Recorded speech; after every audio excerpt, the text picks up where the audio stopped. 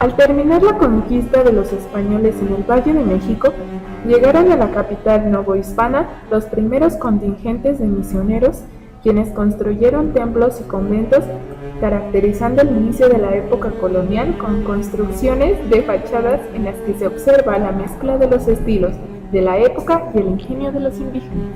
Templo de Santa Rosa de Viterbo.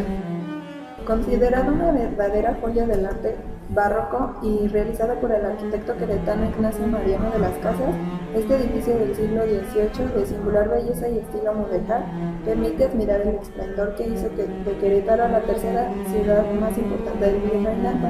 Su extraordinario conjunto de retablos, sus pinturas, esculturas y tesoros artísticos dan respuesta a quienes se preguntan por qué esta zona de monumentos es patrimonio cultural de la humanidad. Templo de Santa Clara. A expensas de don Diego de Tapia, hijo de don Fernando Conín, fundador de la ciudad de Querétaro, se construyó este convento en 1606 para dar asilo a la vocación religiosa de su hija, María Luisa del Espíritu Santo. En la época virreinal fue uno de los más importantes y opulentos de la Nueva España. Actualmente se conserva el templo y un pequeño anexo, pues durante la Guerra de Reforma fue destruida gran parte de la construcción. Templo de Teresitas.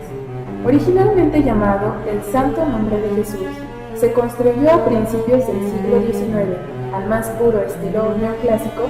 Esta obra, del arquitecto don Francisco Tres Guerras, ostenta 6 helénicas columnas rematadas por un frontón triangular, todo de cantera perfectamente labrada.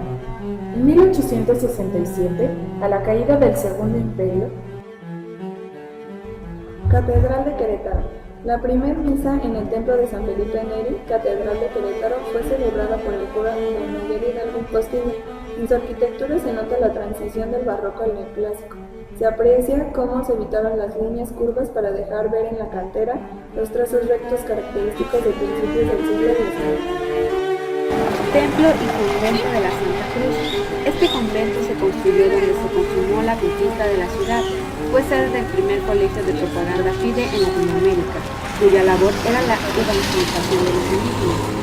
En el altar mayor se exhibe la réplica de la cruz que españoles e indígenas observaron en el cielo durante la sangrienta batalla de dominación. Como coincidencia o suceso inexplicable, en el huerto del convento crecen árboles con espinas en forma de cruz.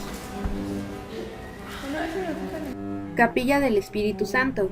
Es una de las capillas que se edificaron en los barrios indígenas de la ciudad.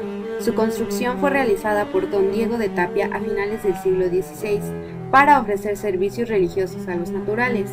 La capilla ostenta una espadaña de los cuerpos con sus campanas y un pequeño atrio. La barda atrial y su portada fueron construidos en el siglo XVIII.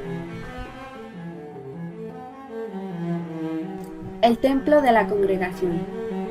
Se dedicó solemnemente el 12 de mayo de 1680, construido gracias al patrocinio del benefactor presbítero Juan Caballero Yosio. Su magnífico diseño es obra del arquitecto José de Rayas Delgado. La cúpula fue remodelada en 1736 por el maestro albañil José Guadalupe. La imagen de la Virgen de Guadalupe que destaca en el altar es obra del insigne pintor novohispano Miguel Cabrera.